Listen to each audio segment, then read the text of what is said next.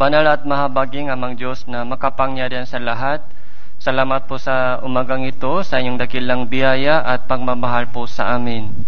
Sa inyong biyaya na kapag tagumpay po kami sa nakaraan ng Bible Seminar, yung mga kaluluwa na naghahanap ng katotohanan ay bumalik sa inyo sa pamamagitan ng Ebanghelyo.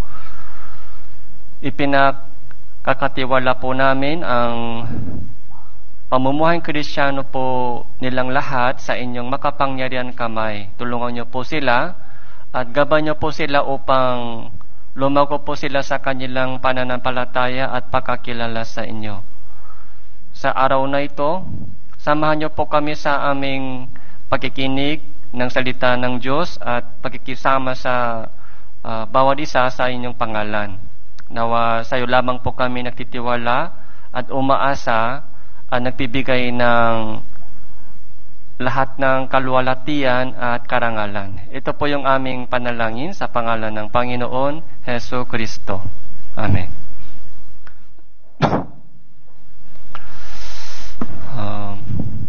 Buksan po natin ang ating Biblia, Mateo chapter 6.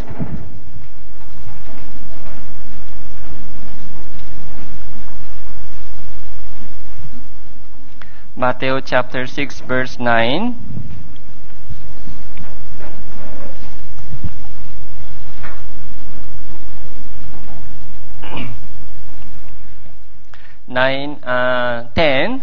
Matthew chapter 6 verse 9, 10. Dalawang talata po, basahin po natin ito ng sabay-sabay. 3, 2, 1. Manalangin nga kayo ng ganito: Ama naming nasa langit, sambahin nawa ang pangalan mo, tumating nawa ang kaharian mo, masunod nawa ang kalooban mo, kung paano sa langit, ganun din naman sa lupa.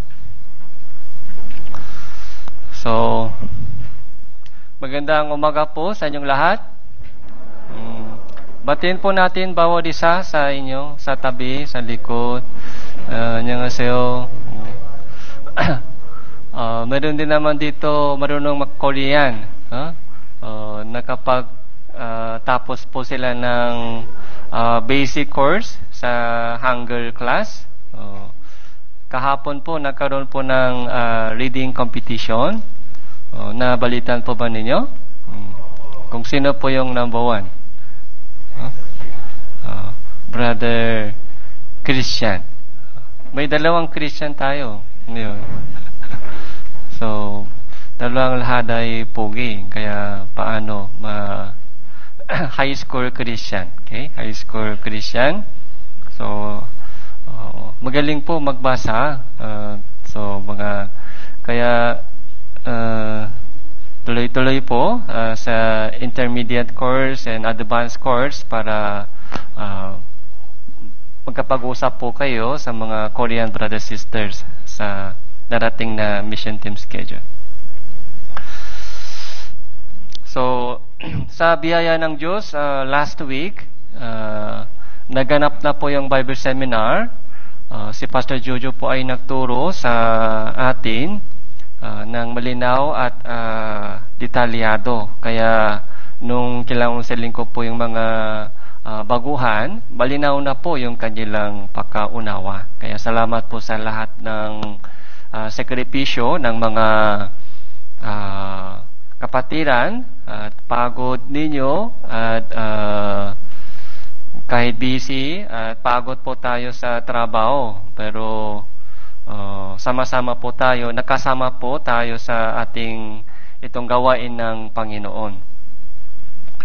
So ngayon po, mag-review po tayo ng konti tungkol sa Ebanghelyo at ano po ang kasunod, Christian living, pamumuhay Kristiyano, ano po yung dapat nating gawin. So, una sa lahat po, ito po yung starting unang verses po natin ngayon, Matthew chapter 6 verse 9 and 10. Ito po yung tinatawag na Lord's Prayer. Lord's Prayer ay very kilalang verse po ito, Lord's Prayer.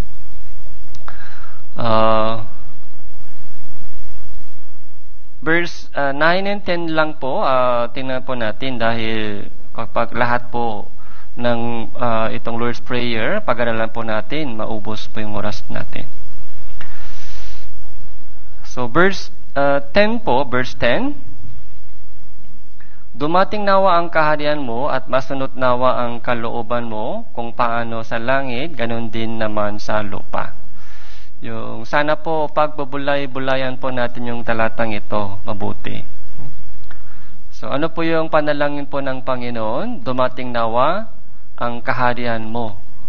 At masunod nawa o matupat nawa ang kalooban mo. Kung paano sa langit, ibig sabihin may kalooban ng Diyos sa langit.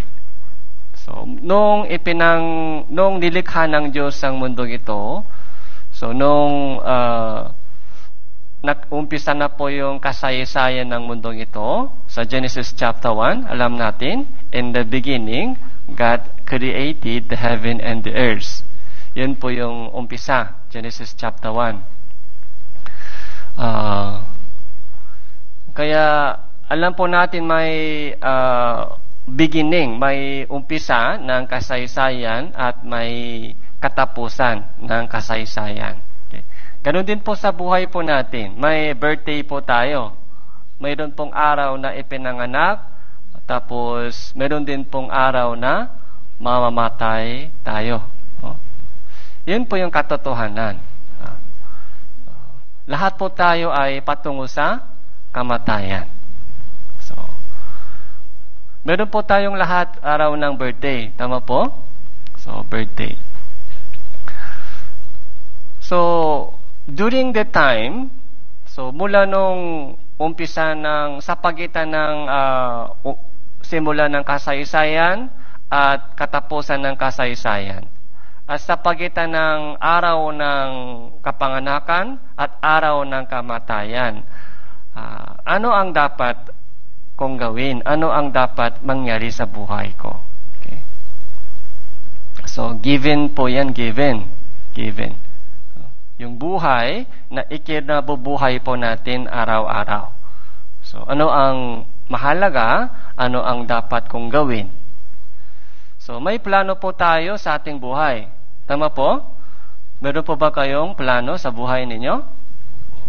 So, meron. Walang tao, walang plano sa buhay. So, mag-aaral ako, ganito. So, pipili ako ng ganitong course. So, ang pangarap ko ay ganito. Sana maging ganito yung buhay. So, meron po tayong ganong plano o hangarin o prayer sa harapan ng Diyos. Pero nung habang nakikinig po tayo ng salita ng Diyos, may nagbabago, may bagong idea pumasok po sa atin. So dati po, kahit nagdadasal po kayo sa Panginoon, kahit naniniwala po kayo sa Diyos, ang dating pagpakaunawa po natin sa tungkol sa Diyos, ginamit po natin ng Diyos para matupad ang kalooban ko. Yun po yung pananampalataya ng maraming tao. Ulitin ko po, ginagamit po nila ang Diyos para sa kanilang kalooban. Kaya yung prayer po nila ay ganito po yung prayer po nila, dumating nawa ang kaharian ko. Dumating nawa ang pangarap ko. At masunod nawa ang kalooban ko. Hindi po yung kalooban ng Diyos. O hindi po yung kaharian ng Diyos. Kung titingnan po natin mabuti yung ating prayer, o kung titingnan po natin yung pagdadasal po ng maraming tao, parang binago po nila yung prayer po ng Panginoon. Dumating nawa ang kaharian ko. Masunod nawa ang kalooban ko. Kaya, pag may sakit po, pag nakakasakit po sila, ano po yung automatic prayer?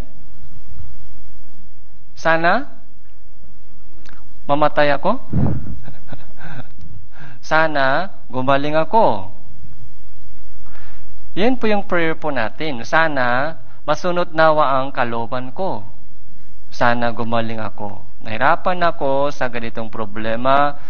Sana mawala yung problema sa buhay ko. Sana maging okay yung buhay ko. Okay? Sana maging maayos yung buhay ng mga anak ko. Sa totoo lang po, wala po tayong pakialam sa kalooban ng Diyos. Never po natin itanong sa Diyos, Panginoon, ano ang plano mo sa buhay ko? Ano ang kalooban mo sa buhay ko? Never po natin itinatanong sa Diyos. Puro ano lang po, sana ganito yung buhay ko, sana ganito yung buhay ko. Walang problema. Okay. Kaya yung Lord's Prayer po, kailangan po natin tingnan mabuti o pag-isipan po ng mabuti, ano ang panalangin po ng Panginoon. Tumating nawa ang kaharian mo, masunod nawa ang kalooban mo. Kung paano, sa langit. Anong ibig sabihin? Nandoon na sa langit yung plano ng Diyos. Nung nag-umpisa po siya ng history, sa Genesis chapter 1 verse 1, so nandoon na po sa puso ng Diyos yung kalooban niya o plano niya para sa atin. Ganon din, sabi dito, kung paano sa langit, ganon din naman sa lupa. Ganon din sa lupa. Anong meron sa lupa? Tao. Okay? Tao. Ganon din sa akin. Ganon din sa akin dapat natin sabihin. Okay? Habang buhay pa tayo sa mundong ito po yung dapat mangyari. Yung kalooban ng Diyos doon sa puso ng Panginoon ay dapat matupad po sa bawat isa sa atin. So, tingnan po natin ilang verses.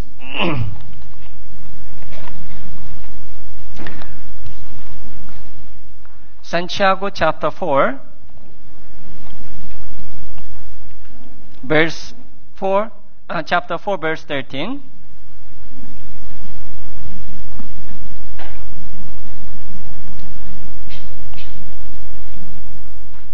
Santiago chapter 4 verse 13.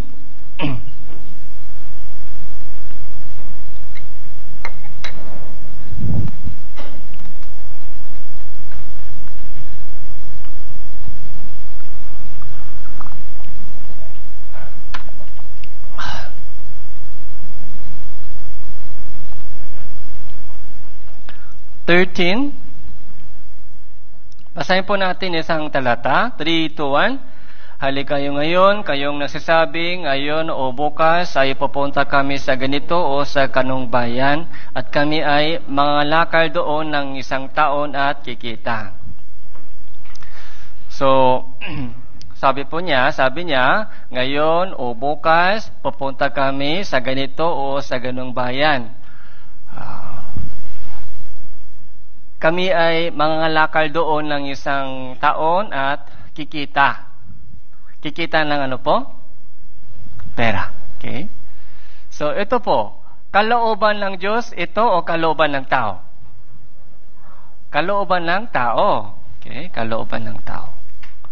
Mga ilang Pilipino po ay nasa ibang bansa ngayon. Alam niyo po ba? Mga around 10 million. Alam niyo po, 10 million na Pilipino ay nasa abroad na, OFW sila. Bakit nasa ibang bansa po sila? Dahil malaking sahod. Malaking sahod.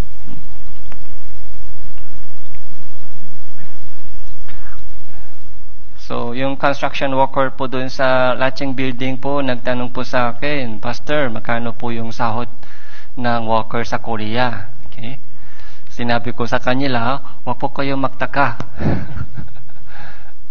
Isang araw, okay, 2,000. Pag skill ka, kapintero, 10,000. Isang araw lang. Okay, nagulat sila. 10,000 po, isang skill na kapintero. Okay, isang araw.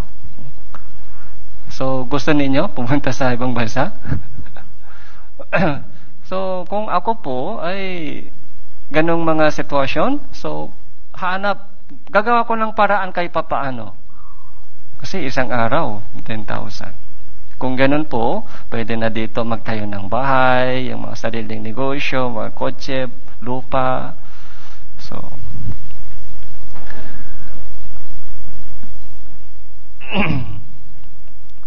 So, yung plano ng tao po ito.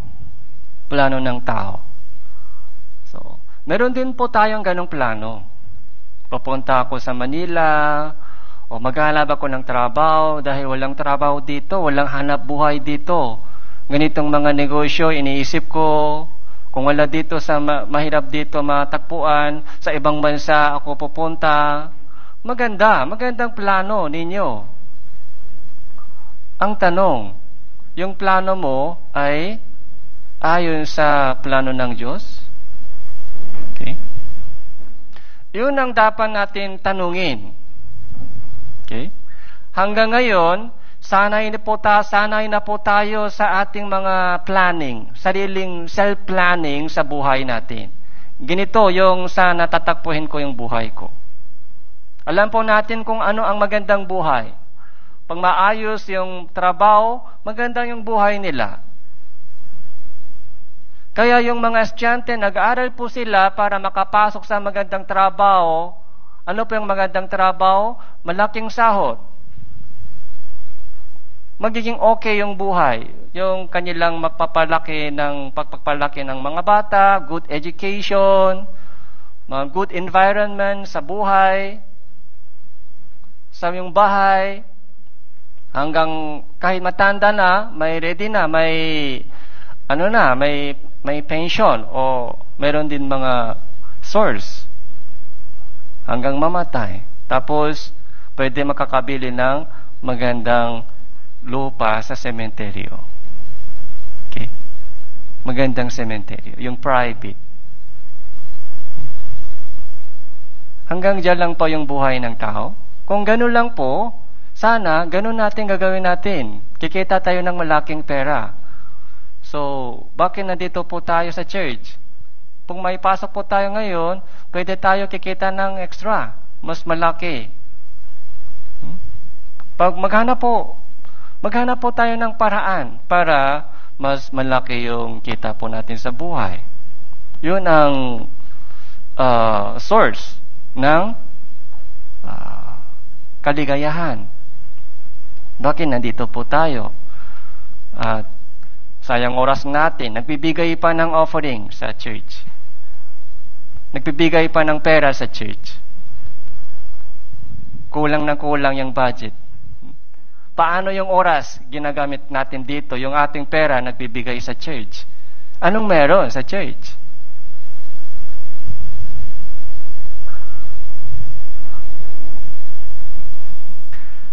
Dito po, magandang example po dito. Ito po yung kalooban ng tao. Okay? Ito po yung kalooban ng tao. Ano po yung sabi ng Diyos? Verse 40.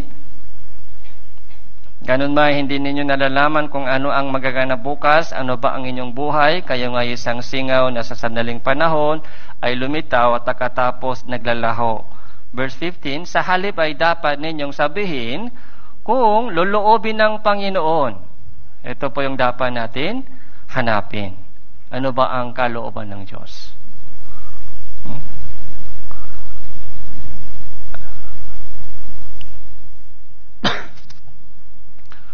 Kung loloobin ng Panginoon, kami ay mabubuhay at gagawin namin ito o yun, gagawin.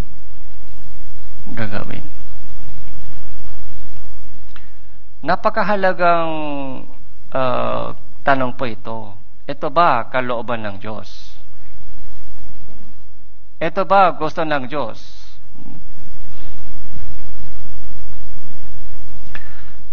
Sa Lucas chapter 14,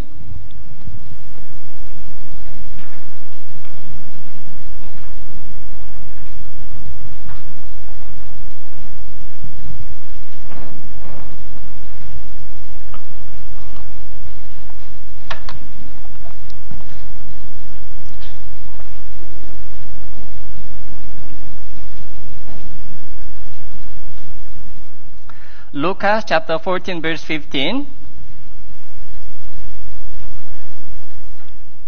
Babasahin ko po ilang talata po.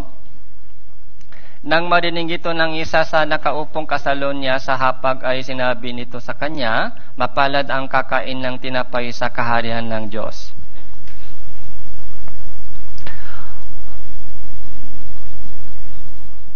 So sabi po ng isa sa nakaupong kasalo sa hapag ni Jesus, mapalad ang kakain ng tinapay sa kaharian ng Diyos. Anong mapalad dito? Bakit tinapay lang sa kaharian ng Diyos? Sa kaharian ng Diyos may tinapay? Anong mahalaga po dito? Tinapay o kaharian ng Diyos? Kaharian ng Diyos. Hindi po yung menu. Okay? Yung place po ay mahalaga. Okay? Hindi po mahalaga yung tinapay dito. Ang mahalaga po dito ay place, kaharian. Mapalad ang tao na nasa langit. Yan po yung kalooban ng Diyos. Okay. So, the will of God, kalooban ng Diyos ay hindi po yung physical na bagay. Hindi po yung physical na blessing. Hindi po yan kalooban ng Diyos. Yung kalooban ng Diyos, yung plano ng Diyos po ay spiritual blessing. Ano po yung spiritual blessing? Sa madaling salita, kaligtasan. Buhay na walang hanggan. Saan po? Sa langit. Gusto pa natin buhay na walang hanggang dito sa lupa? Ayaw natin mamatay? Paano kung tuloy-tuloy tayo buhay sa lupa? Walang kamatayan. Okay lang po ba sa iyo? So, may sakit sa tuhod. May mataas yung blood, yung blood. May sugar. Tuloy-tuloy gusto nyo sa bundo? Malabo yung mata. Mahina yung katawan. Gusto pa ba natin tuloy-tuloy sa buhay? Hindi po. Masakit pa yung ulo. Okay? Lagi may pressure. May mabigat. Parang walang pahinga sa trabaho, kay sa bahay, walang pahinga sa isip. Gusto pa natin tuloy-tuloy ganito sa mundo? Buhay na walang hanggang dito sa lupa? Hindi po. Hindi po yan blessing. Kung buhay na walang hanggan ay dito sa lupa, hindi po yung blessing. Okay? Sumpa po yung sumpa. Dapat may katapusan. Ano mang hirap po natin sa buhay, dapat may katapusan. Okay? Kahit magulo yung buhay po natin, may katapusan. Temporary lang po yung buhay ganito. Okay? Temporary po. Huwag po kayo mag-alala. Temporary lang po yung ating hirap sa buhay. Okay? Yung buhay na walang hanggan ay dapat nasa langit. Yun po yung gusto ng Diyos ibigay sa atin. Hindi po yung mga magandang buhay dito.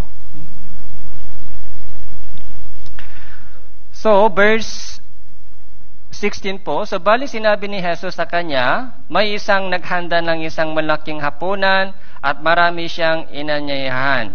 Okay. So, ready na po isang malaking hapunan, dinner,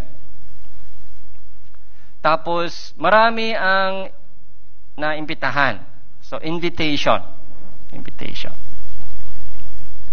So, gusto ng Diyos, sana lahat po ng mga naimbitahan ay makasama sa hapunan ito. Ready na lahat. Ready na. Handa na lahat. Tapos naimbitahan po lahat ng mga tao. Ang gusto ng Diyos ito, sana lahat po sila ay makapunta. Ang problema po ito. Okay, verse 17. Sa oras ng hapunan, sinugo niya ang kanyang alipin upang sabihin sa mga inanyayahan, halikayo sapagkat ang lahat ay handa na. 18. Uni silang lahat ay pare-parehong nagsimulang nagdahilan. Sinabi ng una sa kanya, bumili ako ng isang bukit at kailangan kong umalis at tingnan yon. Hinihiling ko sa iyo na pagpaumanhinan mo ako. 19. Sinabi ng isa pa, bumili ako ng 5 makatuwang na bakang lalaki, paroroon ako upang sila isubukin. Hinihiling ko sa iyo na pagpapaumanhin mo ako. 20. Sinabi ng iba, ako ay nagpakasal, kaya hindi ako makakarating.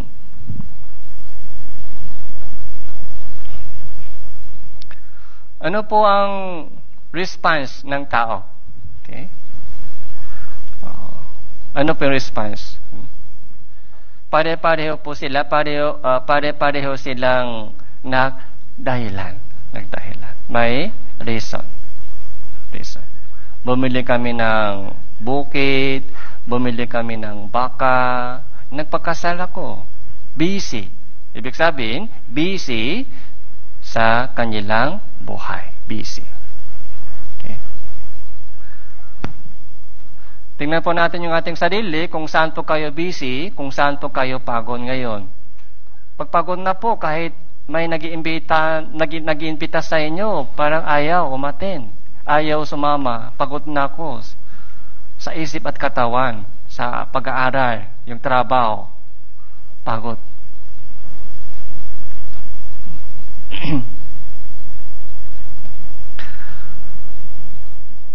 So, yung kalooban ng Diyos ay buhay na walang hanggan. Okay? Yun po yung pinaka-purpose ng Bible Seminar last week. Para makaroon po tayo ng buhay na walang hanggan. Okay? So, pumunta po tayo sa 1 Timoteo chapter 2 verse 4. 1 Timoteo chapter 2 verse 4.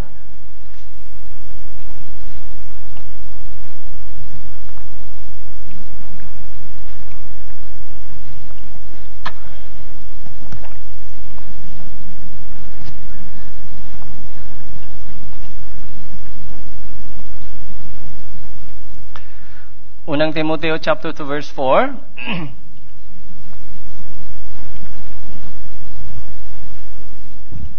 Sa tuwing Sunday po, wala pong ipinapakita. Para sa mga baguhan po dito, ipinapakita po yung mga talata. Basahin po natin ng sabay-sabay. 3, 2, 1.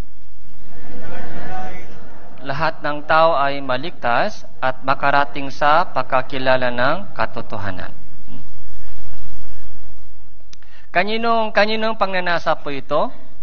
So, nakikita po natin sa verse 3, ito ay mabuti at kaaya-aya sa Panginoon ng paningin ng Diyos na ating tagapagligtas na nangnanais. Kaninong pangnanasa po ito?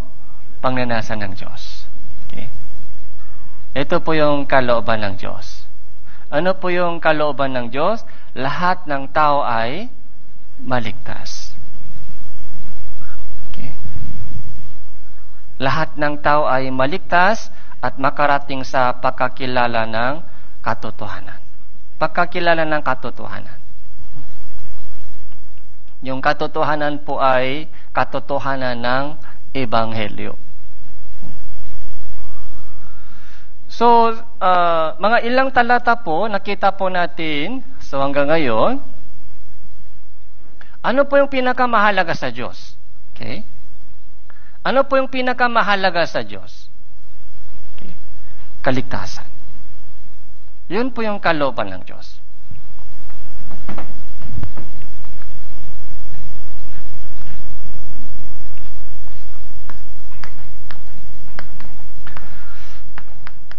God's will o God's purpose, okay? Kalooban ng Diyos, yung layunin niya sa kanyang pag-umpisa ng kasaysayan. Okay? Layunin po ito ng buhay natin. Purpose. Okay?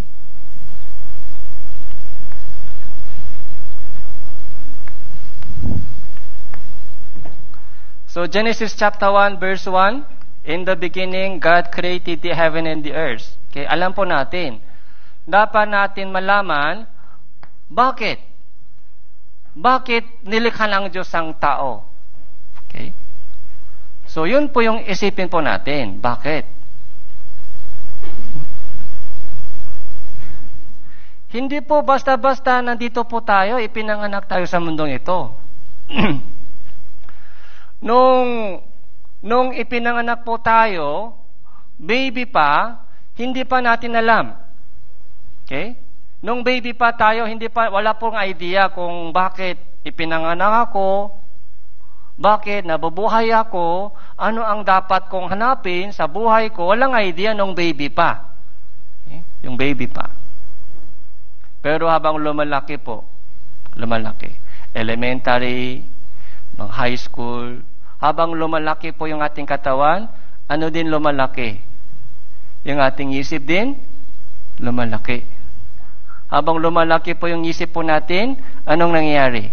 May question po tayo sa buhay. May question.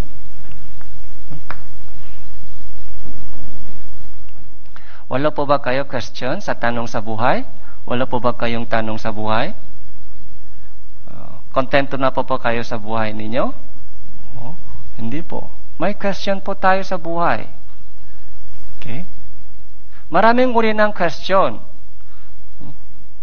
Habang lumalaki po yung katawan, pagdating po sa mga elementary, yung mga bata po, kahit elementary pa po sila, minsan po nakikita ko po yung mga bata.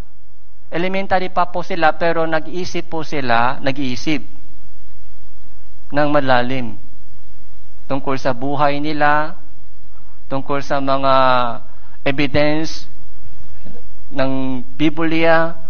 Mayroon ba talaga ang Diyos? Mayroon ba talagang langit o impyerno? Okay. Nag-iisip kahit yung mga bata, elementary, mga grade 4, 5, 6. Kaya pagdating po sa ganong mga edad po, kailangan po natin ipaliwanag mabuti tungkol sa Bible, kung paano po sila maligtas. Maintindihan po nila kung ready na po yung kanilang puso. Lalo na po pagpasok sa high school, okay? So, marunong po silang mag-isip, high school, college. So, bakit ganito yung buhay ko? Ano ang layunin ng buhay ko? So, may tanong po sa ating puso. Lalo kapag may problema sa buhay, lalo kapag may pagsubok sa buhay, problema, lalong lumalalim po yung ating isip. Alam niyo po ba kung ano po yung pinaka-problema po sa ating generation, sa mga kabataan ngayon? Mababaw yung kanilang isip. Mga instant generation. Yung pop culture. Dahil sanay po sila sa mga cellphone, mga smartphone, dapat agad-agad lumalabas. Kung mabagan ng konti, tapon. Kaya kahit sa mga YouTube, ano po yung mga ngayon, dumadami po yung mga views, yung mga mahabang video o short video. Short. Mas gusto po nila ngayon dito, right now, dito. So, mahirap po sila maghintay, nahirapan sila mag-isip, kasi pag nag-iisip, masakit po yung ulo. Okay. Yun po yung mga cellphone, side effect ng smartphone.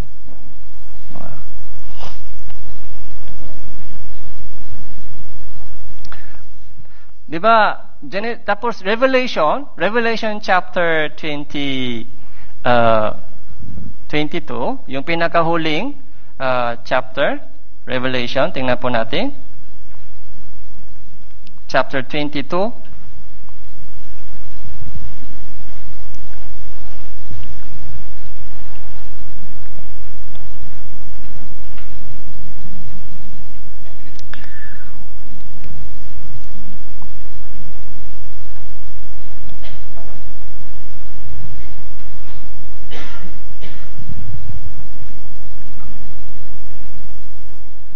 Verse 1, chapter 21 verse 1. Babasahin ko po. Nakita ko ang isang bagong langit at ang isang bagong lupa, sapagkat ang unang langit at ang unang lupa ay lumipas na, at ang dagat ay wala na. Okay? Isang bagong langit, isang bagong lupa. New heaven and new earth. Unang langit, unang lupa ay lumipas na. At ang dagat ay wala na. Okay. So, bakit lumipas na po yung unang langit, unang dagat dito? So, may purpose. Kapag natupat na po, sabi ng Panginoon, kalooban mo nawa, kaharian mo nawa dumating. Okay? Kaharian mo nawa dumating, kalooban mo nawa masunod matupad. Kung paano, nasa langit, ganun din sa lupa. Kapag natupat na po ang kalooban ng Diyos dito sa lupa, yung unang langit, unang lupa ay tatapusin po ng Diyos.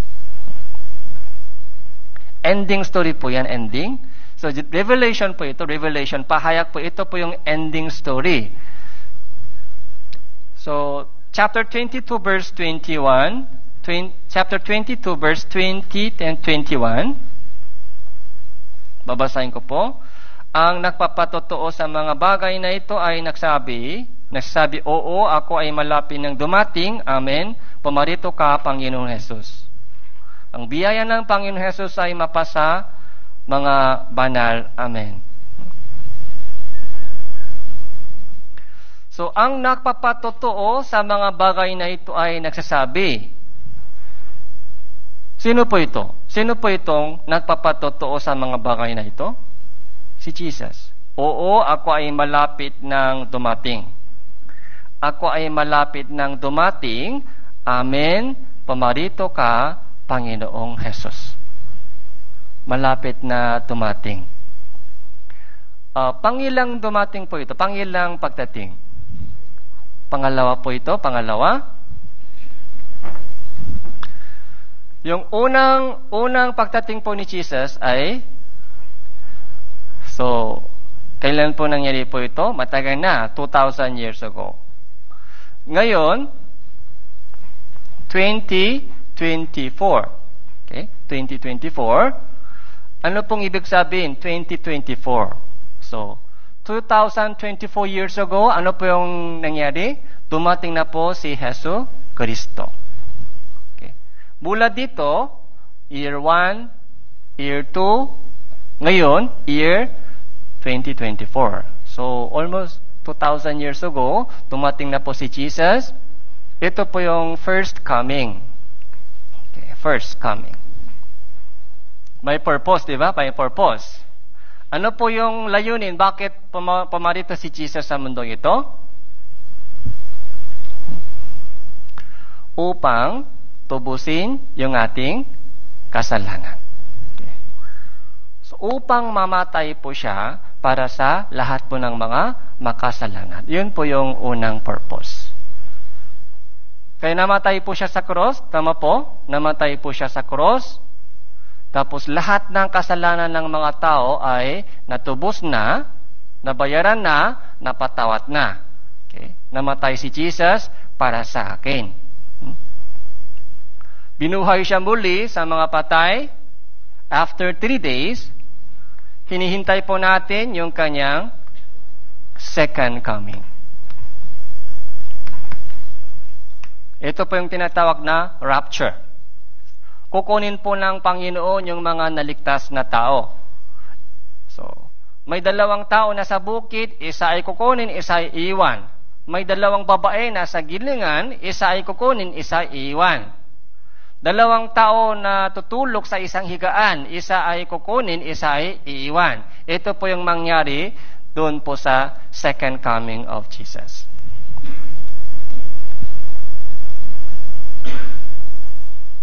So, nakikita po natin yung mga signs ito. Nakikita po natin yung mga signs ng kanyang second coming. Okay? Yung panahon, tingnan nyo po yung mga panahon natin. Okay? Climate changes, global warming, saka yung mga gera. So, nangyari sa iba't ibang dako, tumataas po yung tension po ng mga gera sa iba't ibang mundo. Tumadami po yung mga sakit, yung mga salot. Yung pandemic, dinaanan po natin. Isang mga example po yan. Yung pag-ibig ng tao ay lumalamig. Unti-unti nawawala po yung mga pag-ibig ng tao. So, nakikita po natin yung signs ng last day. Sa pagitan po ng ito, so during the time po, hanggang sa kanyang second coming,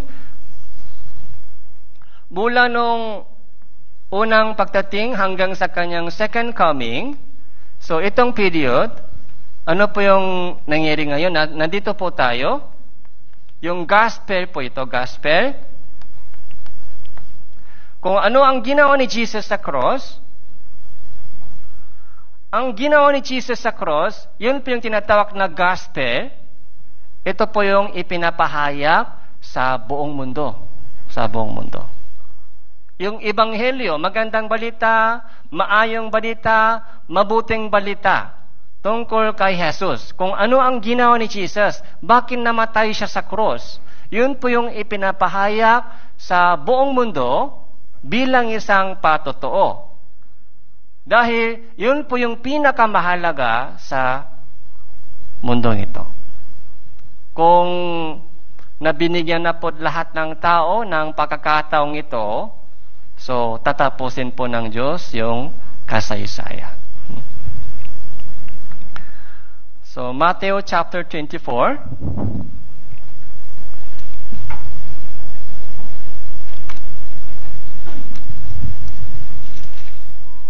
Verse 3. Matthew chapter 24, verse 3.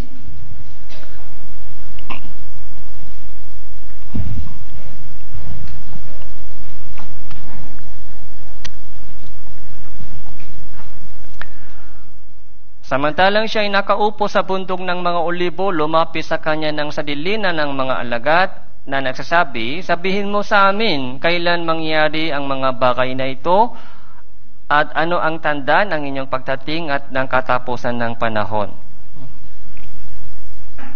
Verse 4, sumagot si Jesus, sinabi sa kanila, mag-ingat kayo na huwag kayong mailigaw ng sinuman, sapagkat marami ang darating sa aking pangalan na nagsabi ako ang Kristo ay ililigaw nila ang marami. Nakakarinig kayo ng mga digmaan, ng mga balibalita ng mga digmaan, mag-ingat kayo na huwag kayong mangamba sapagkat kailangan mangyari ito, subalit hindi pa ito ang wakas. Verse 7, sapagkat maglalaban ang bansa sa bansa, ang kaharian laban sa kaharian, makakaroon ng tagutom ang mga lindol sa iba't ibang dako. Unit, ang lahat ng mga ito ay pasimula lamang ng matinding paghirap. Yung mga signs po ito ay pasimula lamang. May darating na mas matindi. Kaya alam niyo po ba, yung takbo ng mundong ito ay pagulo na pagulo. Meron po ba kay anong pangarap mo sa buhay? Anong plano mo sa buhay? Yung takbo ng mundong ito ay pagulo na pagulo, pahirap na pahirap. Ganon din po yung takbo ng isip ng mga tao. Okay? Wala silang purpose sa buhay, walang isip. Okay. Kaya yung kanilang isip po ay naka-focus lamang sa mga hanabuhay dito sa lupa. Nag-aral po sila para sa hanabuhay. Yung pagod, busy, Ginagamit po nila lahat ng energy sa mga makalupang bagay. Pagpagod na, wala nang isip para sa makalangin na bagay. Wala nang oras, pagod na eh. Pahinga na lang para bukas, para may pasok bukas. Ganun po ulit. Next, bukas. Patanda na patanda, palapit na palapit po tayo sa ending. Ganun po yung buhay ng maraming tao ngayon.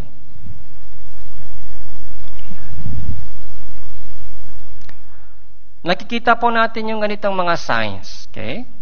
Tapos, verse 14, ito po yung mahalaga po. Verse 14, basahin po natin ng sabay-sabay, 3, 2, 1. At ang magandang balitang ito ng kaharian na ipinahahayag sa buong daigdig bilang patotoo sa lahat ng mga bansa. At pagkatapos ay darating ang wakas. Magandang balitang ito ng kaharian na ipahahayag sa buong daigdig, buong mundo. Bilang patotoo sa lahat ng mga bansa. Para mabigyan po tayo ng chance. Okay. Kaya may Bible po tayo. May Bible ng English, may Bible ng Tagalog. Okay. May Bible halos lahat ng mga lingwahe sa buong mundo, may Bible na. Bakit po? Kung wala po silang Bible, magagalit po sila, Panginoon, wala po kaming Bible. Paano may ligtas? Paano maintindihan yung salita mo? Wala kaming Bible. Pero kayo po, pwede po natin maidadahilan? Hindi po. Maraming mga version ng Tagalog Bible, maraming version ng English Bible, mga Bisaya Bible, Cebuano, lahat po ng mga dialect po dito, mayroon ba yung Bible? Nagkataon ba ito nangyari? Isipan po natin, anong meron doon sa Bible? Sino ba ang kumilos doon sa likod? Kung itong Biblia po ay libro lang ng tao, imposible po ito. Sa lahat ng lingwahe sa buong mundo, may Bible. Imposible po ito. Anong meron sa Bible? Dito sa Bible, ito po yung God's plan. Kalooban ng Diyos. Ano ang dapat mangyari sa buhay natin? Kaya maraming verses po, so kailangan natin buksan yung Bible. Yung Bible po ay pinaka-blessing po sa atin. Alam niyo po ba, yung Biblia mismo ay blessing sa atin. Blessing. Kung walang Bible, wala tayong magagawa. Paano maligtas po tayo kung walang Bible? Paano malaman po natin kung ano ang dapat gawin bilang isang ligtas na tao? Kung walang Bible, wala tayong magagawa. Buti nga po, na protektahan po ng Diyos yung Biblia hanggang ngayon, tapos ito po ay kumalat na sa buong mundo. Ang problema po, hindi po ito binabasa ng tao. Okay. Yun ang problema. Kahit mayroon po tayong Bible, pero hindi po ito binabasa ng tao dahil busy tayo. Busy tayo. Dahil pagod po tayo. Yun po yung mga pakilos ni Satanas. Pero wag po kayo mag-alala. Sa ganitong mga oras po, ito po yung mga reminding po sa atin. Kahit hindi po marami, yung mga taong naghahanap ng katotohanan, sa madaling salita, yung mga tao na may question sa kanilang buhay. Yung mga tao na may tanong sa kanilang buhay. Okay? May paraan. Pwede na anytime, pwede lumapit po tayo sa Bible. makinig ng salita ng Diyos, doon po, ginigising po tayo ng Diyos. Ginigising. Kaya sabi po sa Biblia, sa Matthew chapter 7, magsikap kang pumasok sa makipon na pintuhan at dumaan sa masikip na daan. Makipon na pintuhan at masikip na daan. Maraming tao pumapasok sa maluwang pintuhan at lumalakas sa malapan na daan patungo sa kapahamakan. Marami. Konti lang nakakapasok po doon. Konti. Diba kanina Lucas chapter 14, nung naimbitahan po ng Diyos yung mga tao sa kaharian ng Diyos, ano po yung reason po nila? Anong reason? Bumili ng bukid, trabaho sa bukid. Bumili ako ng baka, maraming hayop. Nagpakasal ako, kaya hindi pwede. So, busy po sila. Kaya kahit na imbitahan po sila ng Diyos, pero dahil sa kanilang puso ay nandito po sa lupa, kaya tinanggihan po nila ang invitation po ng Diyos.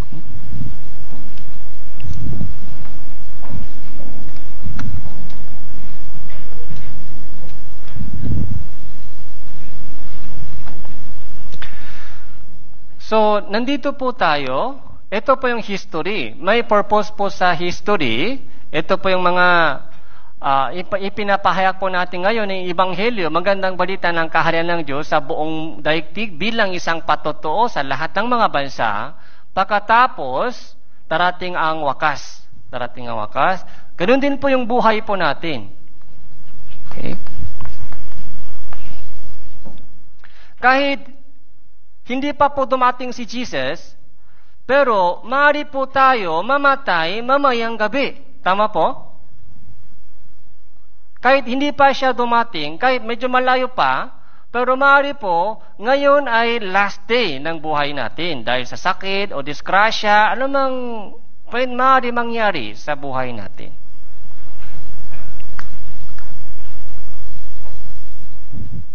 Hindi po natin alam kung ano ang magagana bukas. Kaya sabi po doon sa Santiago chapter 4, so,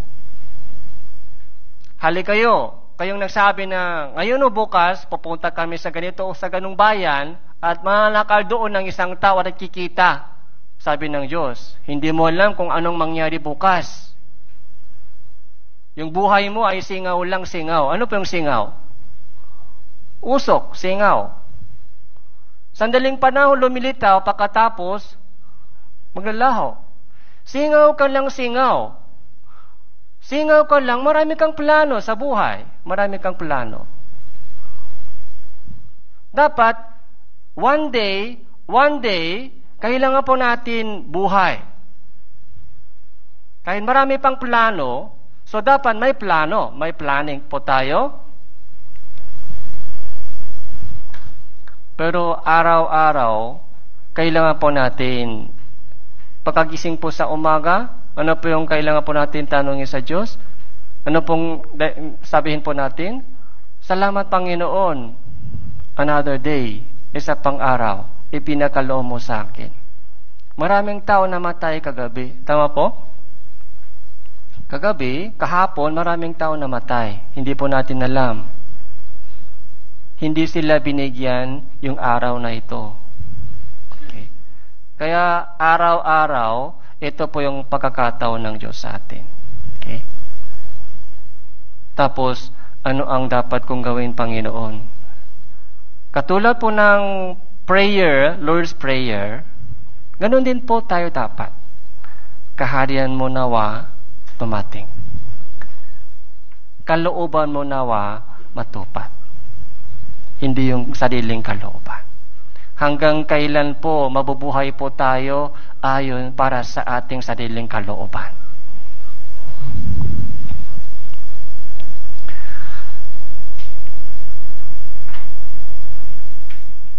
So,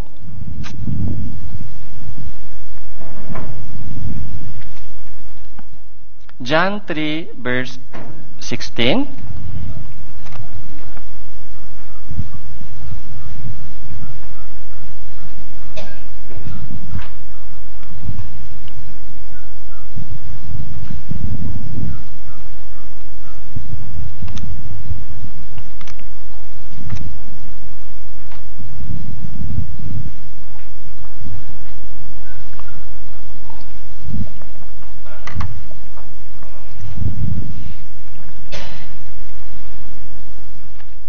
So, John 3, verse 3 muna po. John 3, verse 3.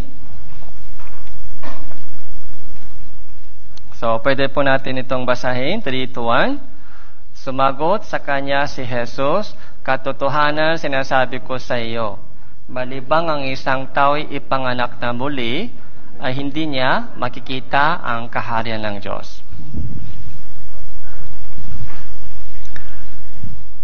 So, malibang isang tao ipanganak na muli. So, born again. Sa English, born again. Unless one is born again, he cannot see the kingdom of God. Kingdom of God. So, kaharian ng Diyos. Yun po yung mga pinaka-topic sa buhay. Paano isang tao makapasok sa kaharian ng Diyos? Mapalad isang taong kakain ng tinapay sa kaharian ng Diyos.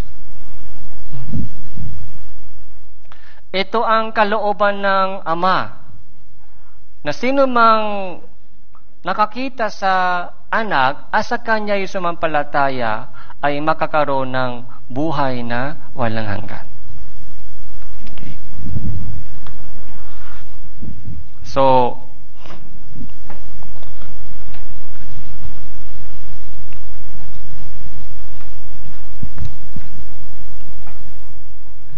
para i-summarize po natin, God's will, God's purpose, and God's plan sa atin, sa lahat ng mga tao, ay ano po? Salvation.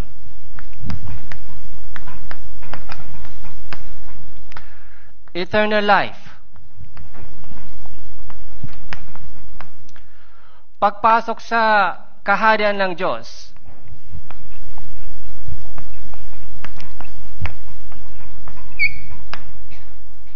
Ito po yung God's will. Okay? Eternal life. The same meaning po ito, the same meaning. Sa John 3 verse 3, ano ito? Born again. Ito po ay sabay-sabay nangyayari. Hindi po isa-isa. Sabay-sabay po ito nangyayari. Kailan po ito nangyari? Kapag naunawaan po natin ang Ebanghelyo. So, magsisi at manampalataya sa Ebanghelyo. Nung nalaman po natin na lahat ng kasalanan ko ay natubos na sa pamamagitan ng banal na dugo ni Hesus Kristo. Namatay si Kristo para sa aking mga kasalanan. Lahat ng kasalanan ko ay nabayaran na. Natubos na. Anong kasalanan? Anong sabi ni Pastor Jojo? Past, present, future. Ulitin po, past, present, and future. Lahat ng kasalanan ko ay nabayaran na, natubos na, napatawad na. Nung naunahan po natin ito, so, ligtas na ako. Meron na akong buhay na walang hanggan. Yung kalooban mo ay dumating na sa akin. Natupad na sa akin. Kalooban ng Panginoon, kalooban ng Diyos ay dumating na sa akin, natupad na sa akin. Kung paano nasa langit, ganun din sa akin, ganun din sa lupa, ganun din sa akin. Salamat. Natupad na po yung kalooban ng Diyos.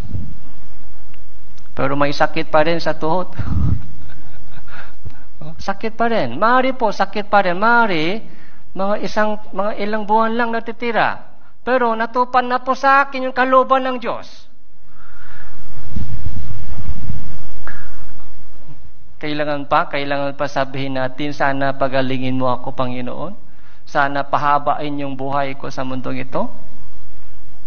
Handa na po lipad bahay. Sa langit, alam mo, hindi ganitong mahinang katawan. Malawalhating katawan sa langit.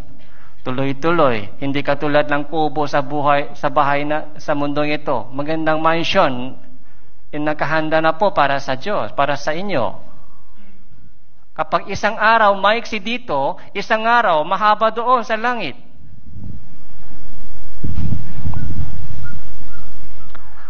Pag isang araw mas maiksi dito sa lupa, sa langit, ano po? Isang araw mas mahaba.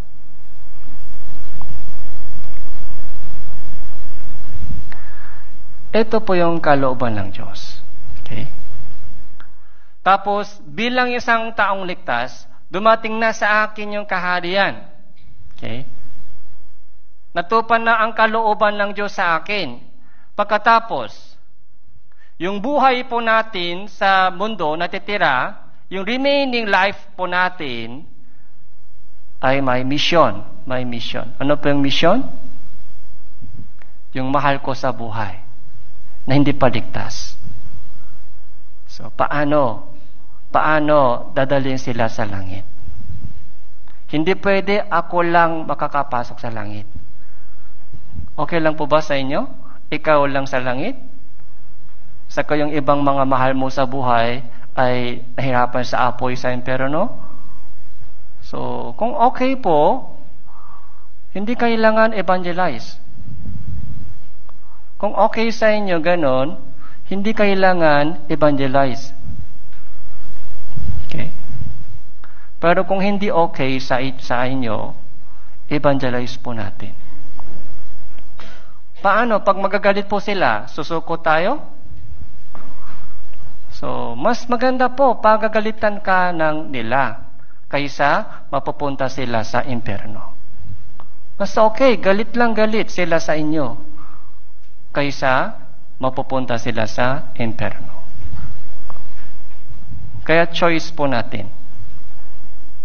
Hindi sila magagalit sa inyo at imperno sila.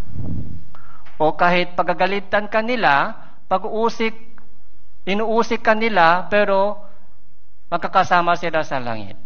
Choice po natin. Ano ang mas gusto ninyo? Sana walang galit, walang usik, pag-usik. Magandang family bonding, tapos mapupunta sila sa impyerno. Yun po ba yung mas gusto ninyo? Magandang family bonding, relasyon, mga birthday, party lagi. Tapos impyerno sila. Yun ang mas gusto po natin? Kahit hindi maganda yung pong bonding. Okay? Umuusik po sila sa inyo. Nagagalit po sila sa inyo.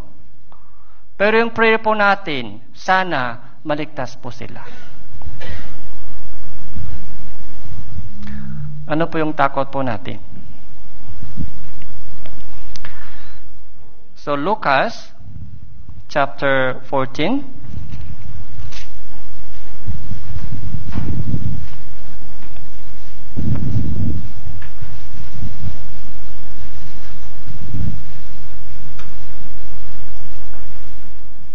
Verse 25.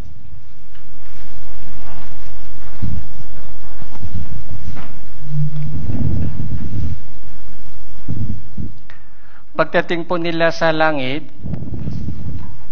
so, anong sasabihin po ng mahal mo sa buhay pagdating sa langit? Okay? Salamat, anak. So, nagtiis ka ng matinding pag-uusik ko. Pag sumuko ka sa pag-uusik ko, so nasa impyerno ako. Pero buti nga hindi ka sumuko, tuloy-tuloy ka sa inyong pag-evangelize sa akin, kahit pinapagalitan kita madalas, inuusik kita, pero hindi ka sumuko, salamat. Kaya nandito ako sa langit kasama mo. Yun ang sasabihin po nila sa inyo. Pero pag nasa impyerno po sila, anong sasabihin po nila? Anak, bakit hindi ka nag-evangelize sa akin? Bakit sumuko agad? Konting galit ko sa inyo. Konting usik ko sa inyo, bakit sumuko at timing ka lang?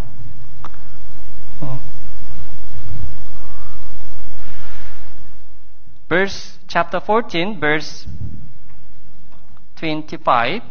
Noon ay sumama sa kanya ang napakaraming tao, siya ay humarap sa kanila at sa kanila sinabi, kung ang sino man ay lumalapit sa akin at hindi napupuot sa kanyang sariling ama, ina, asawang babae, mga anak, mga kapatid na lalaki at mga kapatid na babae, maging sa kanyang sariling buhay, ay hindi maaari maging alagad ko. So, 26. Sino mang lumalapit sa akin, hindi napupuot sa kanyang sariling ama, sariling ina, asawang babae, mga anak, mga kapatid na lalaki at babae, maging sa kanyang sariling buhay, ay dapat mong kapuotan. Ano pong ibig sabihin?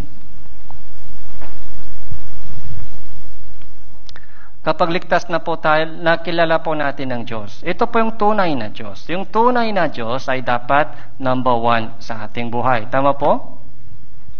Kung hindi po siya number 1 sa inyo, hindi po siya totoong Diyos. Siguro Diyos-Diyosan lang sila.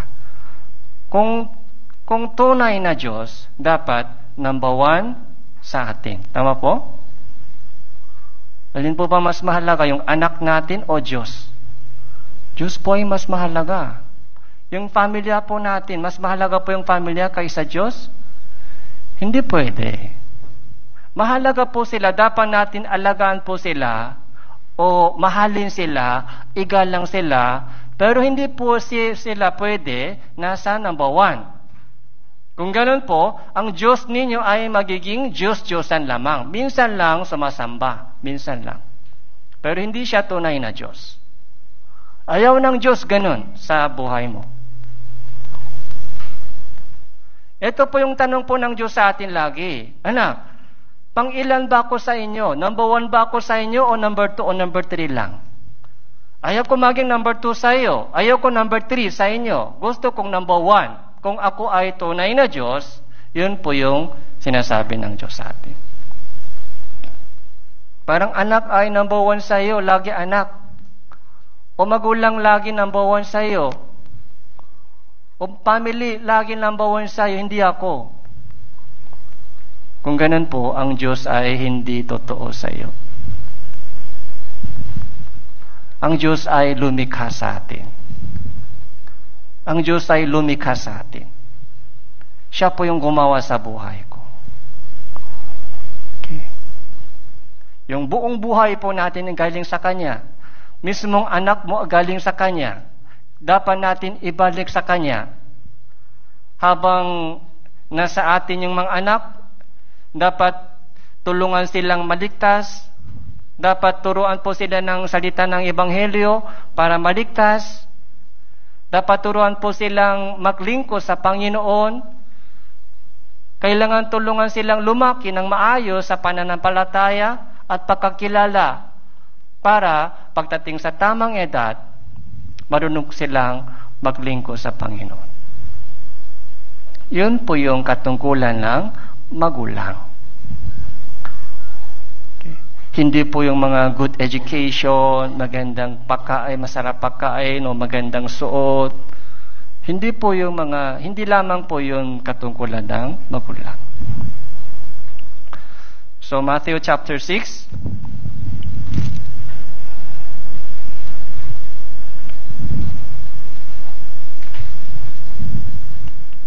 Verse 10.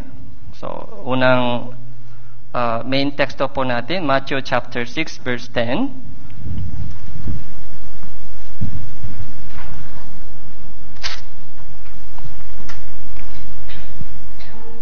So, basahin po natin, 3, 2, 1. Tumating nawa ang kaharian mo, masunod nawa ang kalooban mo. Kung paano sa langit, ganun din naman sa lupa.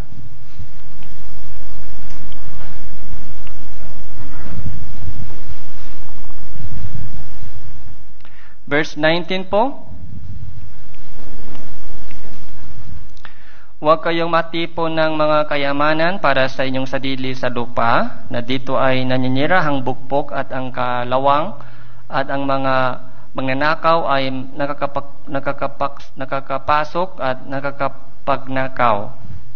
Kundi magtipon kayo para sa inyong sarili ng mga kayamanan sa langit, na doon ang bukpok at ang kalawang ay hindi paninira at mga magnanakaw hindi rin makakapasok ni magkapagnakaw.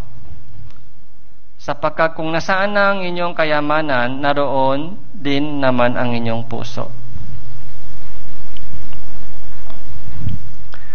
Kung obserbahan po natin kung titingnan po natin kung saan po ginagamit yung kanyang pera, so doon po natin makukuha yung idea kung ano ang mahalaga sa kanya. Okay. Yung oras po natin, yung ating pera, saan gagamitin. 24.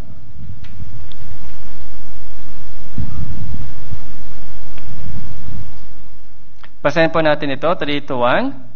Walang makakapaglilingkod sa dalawang Panginoon, sapagkat kapopuotan niya ang isa at iibigin ng ikalawa, o magiging tapat siya sa isa at hahamakin ng ikalawa. Hindi kayo makapaglilingkod sa Diyos at sa kayamanan. Hindi pwede makapaglingkod sa Diyos at sa kayamanan. Yung ano po yung kayamanan? Ito po yung kayamanan, parang ito po yung goal ng mga tao. Pangarap po ito ng mga tao. Hindi pwede dalawang Panginoon. Dapat isa lang. Sino po? Ang Diyos po ang dapat natin paglingkuran.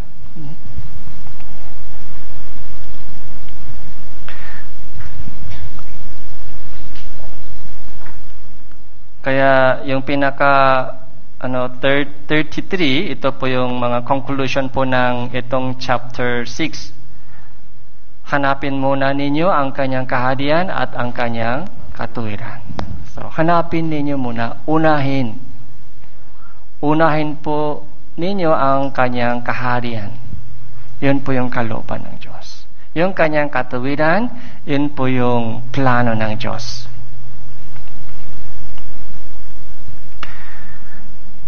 Kaya yung mga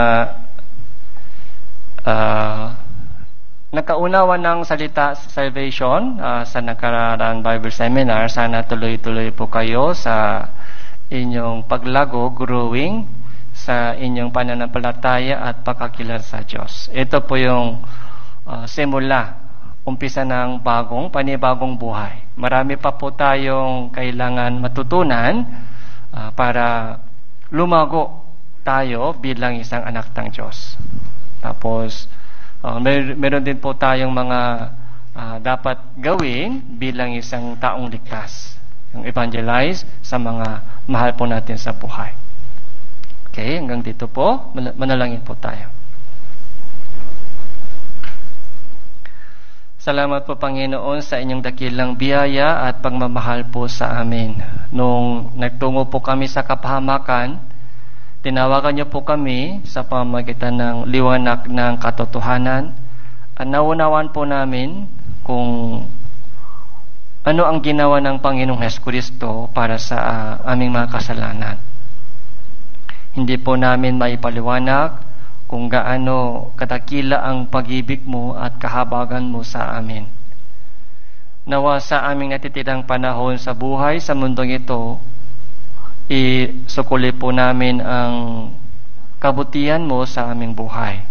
Tulungan niyo po kaming lahat upang manatili po kami sa iglesia ng Panginoon na lumago po dito patungo sa lubos na pagkakilala sa Panginoon. At gamitin niyo po ang bawat isa sa amin dito upang maabot po ang Ebanghelyo sa mga mahal po namin sa buhay.